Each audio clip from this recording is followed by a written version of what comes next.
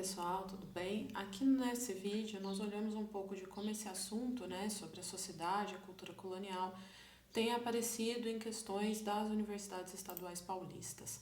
Então eu começo com vocês com essa questão da Unicamp de 2021 e a gente olha como eles colocaram aqui, alguns desses pontos que a gente veio trabalhando aí na nossa revisão de conteúdo. Vamos lá. Então começa aqui com um texto falando: a questão da consciência ou da autopercepção nacional nas colônias da América tem sido frequentemente tratada de forma desligada de seu contexto político e social. Então ele está falando de uma ideia, o autor, a autora que fala, que é essa questão da consciência ou autopercepção nacional, ela vem sendo tratada como se ela estivesse desligada do contexto político e social em que ela acontece. Podemos, todavia, pensar em um sentimento de distensão e diferença, uma falta de identificação com a Europa e uma consciência da realidade colonial que teria existido entre as populações mestiças. Então ele fala que, pelo menos entre essas populações mestiças, haveria essa ideia de que eles não são europeus, uma distinção, diferença, uma falta de identificação com a Europa, uma consciência de que eles estão na colônia, então uma consciência dessa realidade colonial. Então, para as populações mestiças, ainda que a gente não possa dizer exatamente que eles se veem como brasileiros, eles já entendiam que eles não eram europeus, tá? Então, vamos continuar aí para o comando da questão.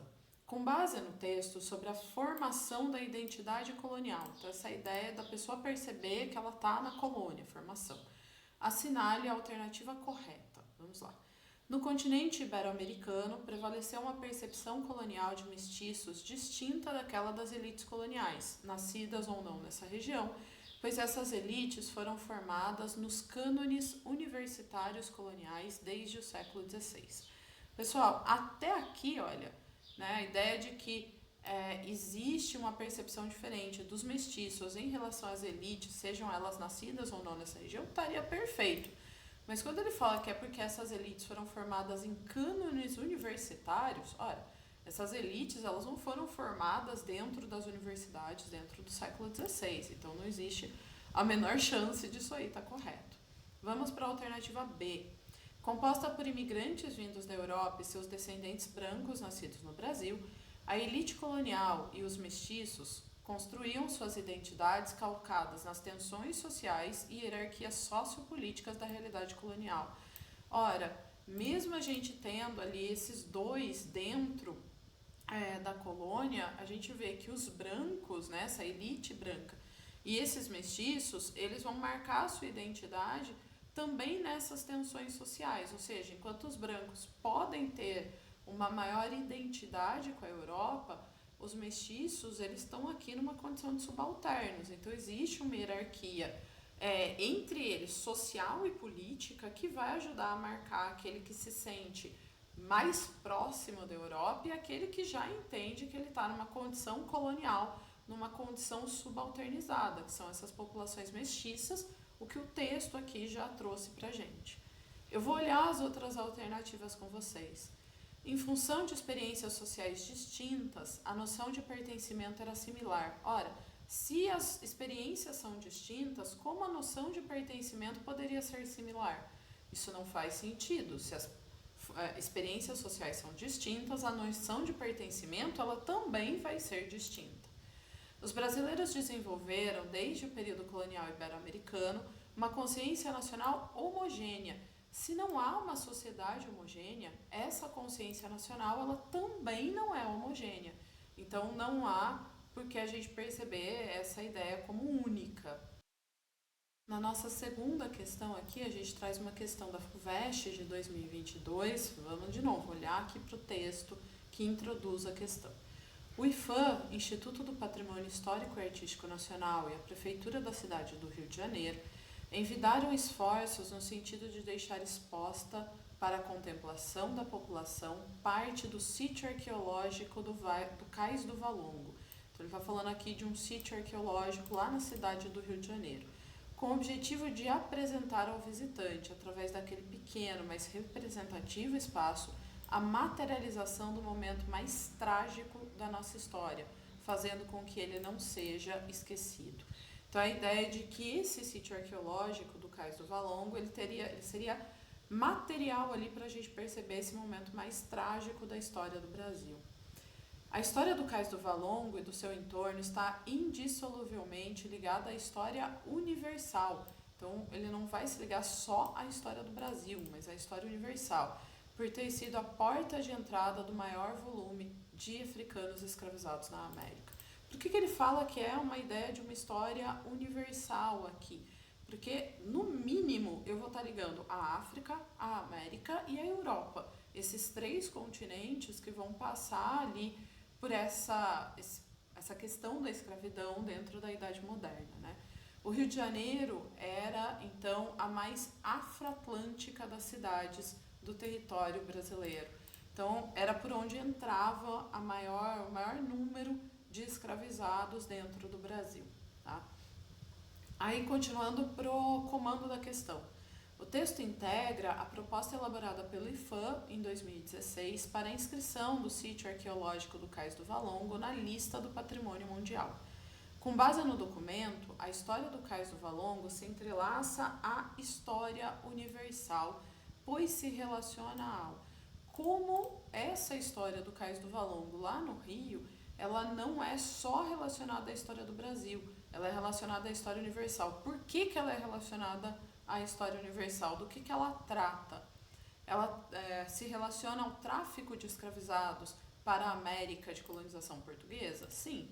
E ao se relacionar à história do tráfico de escravizados para a América de colonização portuguesa, de novo, ela interliga a Europa, a América e a África. Então ela não trata só da história do Brasil, só da história do Rio de Janeiro, mas de todo esse período escravista que nós tivemos na Idade Moderna. Vamos olhar as outras alternativas. Ela se relaciona ao Rio de Janeiro como a única cidade escravista das Américas? Não, ele foi a maior, mas de longe ele não é a única. Se relaciona ao trabalho de escavação realizado por arqueólogos estrangeiros no passado? Não. O Cais do Valongo, ele começou a ser escavado ali no Rio de Janeiro justamente na época da obra para as Olimpíadas, que aconteceram justamente no Rio em 2016. Né? Então não está relacionado a uma escavação de arqueólogos estrangeiros, são arqueólogos brasileiros, é o IPHAN, o Instituto do Patrimônio Histórico e Artístico Nacional, né? Então é o IPHAN que está fazendo isso aqui, não são estrangeiros. Tá? Se relaciona ao fluxo de escravizados do Brasil para outras partes da América após as independências? Não é após as independências. Ele está falando do período ainda, da época que esses escravizados entraram aqui no período colonial do Brasil. Se relaciona ao esforço do IPHAN para silenciar a história da escravidão no mundo atlântico, ele mesmo fala que a ideia é de que para que essa história não seja esquecida, se é para que não seja esquecido, não é para silenciar essa história, né? Então a gente está falando de chamar atenção efetivamente para isso. Então, a alternativa correta, a letra A. Nossa terceira e última questão aí, uma questão da Unesp de 2024, então vamos aí para ela. Bom, ela começa aqui com um texto falando: o espaço urbano é onde proliferavam a pobreza e certa autonomia dos desqualificados sociais, bastante incômoda para as autoridades. Então ele está olhando para esse espaço urbano dentro do período, aí ele fala, né, de quanto isso dava uma certa autonomia, mas incomodava as autoridades. Era justamente este o espaço social das mulheres pobres, livres, forras e escravizadas. Então o espaço urbano é o espaço onde circulam as mulheres pobres, as mulheres livres, forras e escravizadas. Circulavam pelas fontes públicas, tanques, lavadouros, pontes, ruas e praças da cidade, onde era jogado o lixo das casas e o mato crescia a ponto de ocultar escravizados fugidos. O seu espaço social era justamente o ponto de intersecção, onde se alternavam e se sobrepunham as áreas de convívio das vizinhanças e dos forasteiros, a do fisco municipal e a do pequeno comércio clandestino, as margens da escravidão e do trabalho livre, o espaço do trabalho doméstico e de sua extensão ou comercialização pelas ruas. Então são mulheres que elas vivem justamente nesse ponto onde se entrelaçam vários mundos diferentes, né?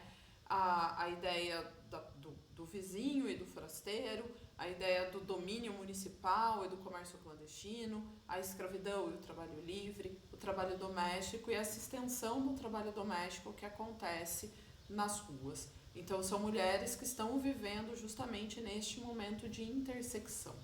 Bom, vamos continuar aí para entender o comando da questão. Ao tratar de São Paulo do século XVIII, Excerto estabelece um paralelo sobre a condição das mulheres no espaço urbano. Então, ele cria um paralelo entre a condição dessa mulher no espaço urbano e o quê? A situação de abandono das crianças pobres na colônia. O texto em nenhum momento vai falar para a gente sobre crianças pobres no período colonial, né? Então, ela está falando dessa intersecção entre trabalho livre e trabalho escravizado, entre trabalho doméstico e trabalho no campo urbano, nas cidades, mas não sobre abandono de crianças. A constituição de um padrão ideal de família burguesa. No padrão ideal da família burguesa, as mulheres elas ficam em casa, elas não estão nesse espaço, tanto que é um espaço para aquelas mulheres que não se enquadram na família burguesa, né? As mulheres pobres, as forras, as escravizadas. O prevalecimento dos interesses políticos da metrópole. Não prevalecem os interesses da metrópole. Ele fala, inclusive, que é um lugar de intersecção entre o fisco municipal e o pequeno comércio clandestino. Então, nem sempre é o interesse da metrópole que está em jogo nesse lugar. Cria-se um paralelo entre a condição da mulher no espaço urbano e a área de indefinição social, política e econômica? Sim, porque são mulheres que estão entre o trabalho escravizado e o trabalho livre.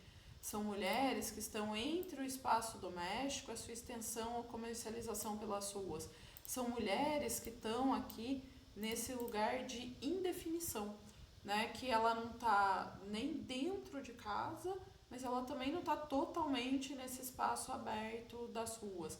Ela não está nem só no trabalho livre, mas ela também não está só no trabalho escravizado. Não é um paralelo entre as condições da mulher e os setores da sociedade defensores de propostas identitárias? Não, a gente não tem ali uma proposta identitária sendo colocada por essas mulheres nesse espaço urbano. Pessoal, eu gostaria de lembrar que se você tiver alguma questão que você viu em algum texto, algum trabalho, algum simulado que você fez, que gostaria que ela fosse comentada, ainda que não seja uma questão dos assuntos que a gente está tratando, você pode contactar pelo chat do Moodle, você pode contactar pelo e-mail que está aí na aula, e fica à vontade para me mandar e a gente vai conversando, tá bom? Um abraço.